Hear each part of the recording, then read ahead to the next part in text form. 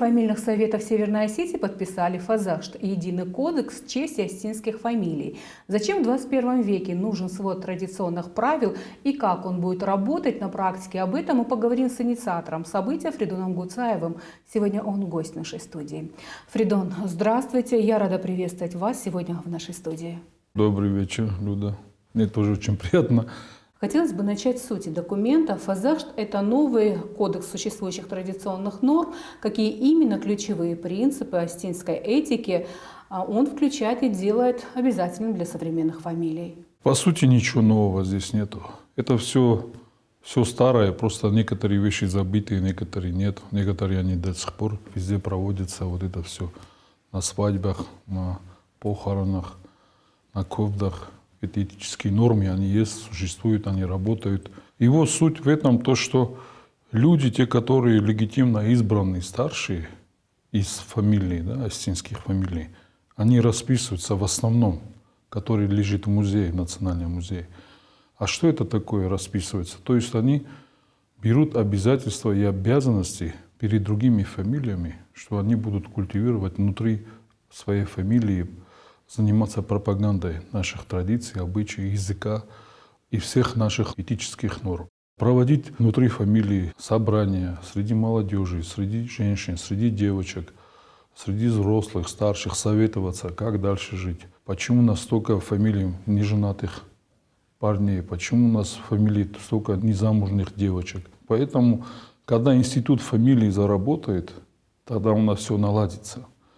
И то, что происходит сегодня в мире, вот эта глобализация, что мы должны быть кем-то все или не кем-то все, вот это у нас, нам это не грозит.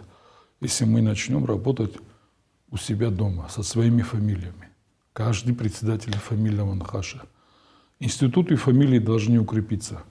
Если говорить о практическом применении, как именно будет проходить разъяснительная работа о фамилиях и планируются ли семейные собрания, молодежные форумы или создание информационных ресурсов? Конечно, все планируется, всему свое время. Конечно, надо с молодежью очень сильно работать. Сегодня молодежь – это наше будущее.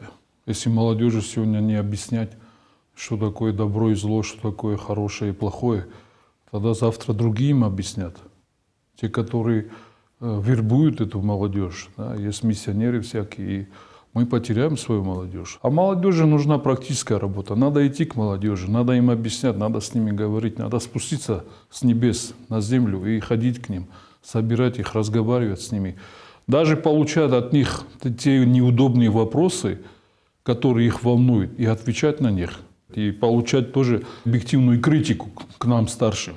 Лично я готов к такой критике в свой адрес. Приведу пример. Вот когда мы Фазахшт этот подписываем, мы говорим этим председателям, легитимно избранным старшим, приводите с собой 3, 4, 5 человек, с собой младших, чтобы они видели, что вы подписываете, где вы подписываете, для чего вы это делаете, чтобы они посмотрели, чтобы люди их увидели, другие председатели увидели этих детей, чтобы они знакомились, чтобы они понимали, что старшие за них переживают в первую очередь.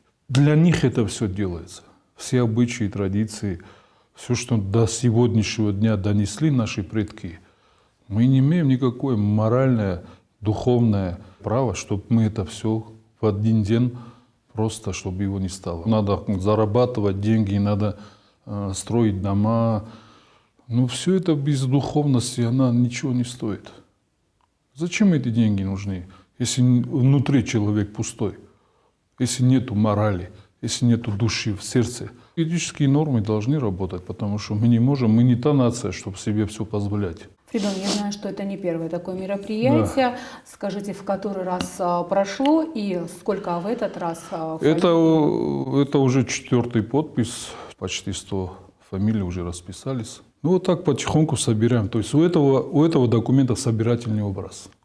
Мы собираем все фамилии, всю Осетию. Единый свод правил, чтобы не было больше никаких разговоров. У нас в селе так делали, у нас в горах там так делали, у нас мой отец так делал, мой прадедушка так делал. Мы должны прийти к чему-то одному. Иначе мы не сохранимся просто физически. Когда человек здесь расписывается, берет обязательства и обязанности перед другими фамилиями. Все, он раз расписался, теперь он должен пойти к себе, начать со своего дома, потом со своей фамилией и работать над этим документом у себя внутри фамилии, что теперь хватит, вот давай живем по этим единым правилам, весь народ Осетии. И у него будет сила в этом документе. Это как народная конституция осетинского народа. Почему именно сейчас возникла необходимость подписания такого документа, с какими конкретными вызовами современности призван помочь Фазахшт? В первую очередь сохраниться как народность, как народная, как этническая единица на этой планете, на этой земле, как осетинский, аланский народ. Чтобы нас вот эта глобализация не уничтожила как нацию, как народность. Потому что сейчас мы видим, какие миграционные процессы происходят. Очень много наших уезжают. Да, по разным причинам. По финансовым, по экономическим. Кто-то от чего-то бежит. Кто-то стесняется в Осетии работать, к сожалению. В других регионах, в других странах они не стесняются работать кем угодно. И официантами работают, и дальнобойщиками работают, чернорабочими или еще. А у себя дома они стесняются почему-то. Тоже какой-то комплекс, я не знаю, с чем это связано. Один из факторов – это заработная плата, потому что здесь они за такую работу получают, я так предполагаю, меньше и могут больше заработать за пределами республики, страны в целом. Наверное, я с вами соглашусь, да, это тоже, но надо, чтобы на уровне руководства тоже об этом серьезно задумались и придать этому большие усилия, чтобы не уезжали наши дети отсюда, когда они заканчивают вот эти институты, университеты, эти факультеты, чтобы они здесь оставались работать. Давать им эти рабочие места. Здесь они создавали свои семьи, новые семьи. Председатели фамилии Ханхашев в первую очередь должны заниматься вот этим. Внутри фамилии надо собрать этих людей. Где-то же они могут собраться. Те молодые люди, которые еще не замужем и не женатые. И поговорить с ними, какие проблемы. И помочь им потихоньку. По-другому мы не решим эти вопросы. Ну, фамилия тоже вся не может это все сделать. Конечно, институты, ведомства, министерства, от кого это все зависит, тоже должны заниматься этим. Ну, все вместе, если займемся, у нас тогда все получится. Это задача номер один для нас, для всех. Чтобы еще и демографию улучшить, но еще и традиции, обычаи сохранить. Все же заложено в этом. Они все связаны, и традиции, обычаи, и рождаемость, и свадьбы. Это все связано, все с этим связано, с нашим народом, и ментальностью нашей. Весь мир знает этот героический народ. Вот мы были в Пензе недавно, и там все в один голос говорили. Мы знаем о вашем героическом народе. Мы гордимся, что вы с нами. Вот такие вещи они говорили. И без лукавства, без лицемерия. Я видел их неискренние глаза, что они говорили правду, что они реально нас любят и уважают, как героический народ. Рассматривается ли Фазахшт как живой документ? Будет ли в него со временем вноситься дополнения или разъяснения? Есть ли долгосрочная цель, например, создание на его основе общеосетинского свода этических норм, признанного всеми диаспорами? Конечно, с нашими диаспорами тоже надо работать, и им тоже по мере возможностей надо передавать, чтобы они тоже знали, читали, занимались, вот, собирались, проводили форумы.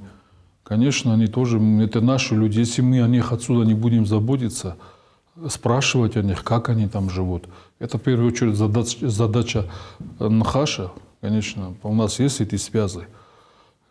И надо эти связи тоже усилить, чтобы они там оставались осетинами, чтобы их дети оставались осетинами. Вот чего хочется. Это наша опора все равно. Мы их любим, уважаем, переживаем за них.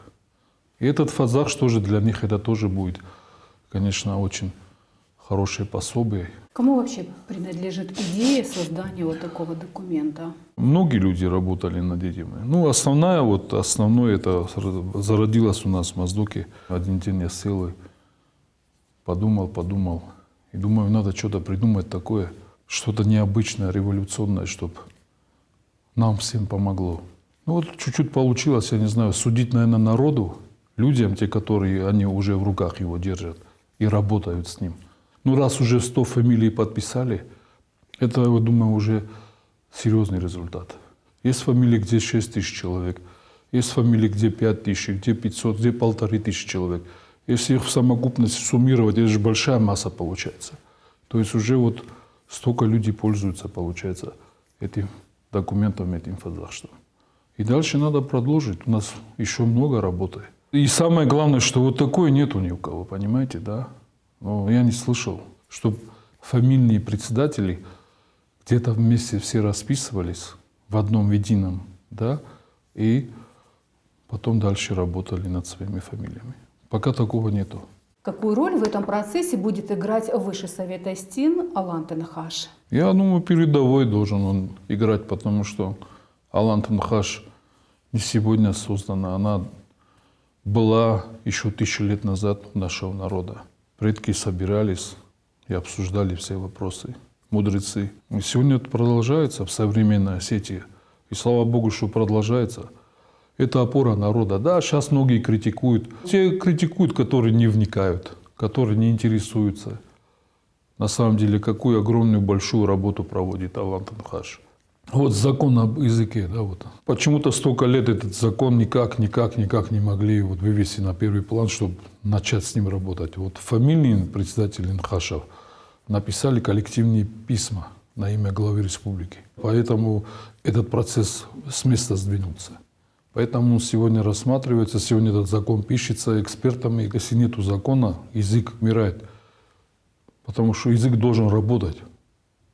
Все производственные дела должны писаться на осетинском языке. Я бы хотел обратиться к всем фамилиям, те, которые еще в раздумьях, которые еще не знают об этом, чтобы они пришли и узнали эту информацию. Это нужная вещь сегодня и для завтрашнего дня, для будущего поколения. Если мы не объединимся, у нас нет никакого будущего. Вот это распря, вот этот каждый сам по себе, мы далеко не уедем. И мы не сохранимся. Поэтому каждая фамилия должна подумать об этом. Что, какой вклад внесет для общества, в целом для народа.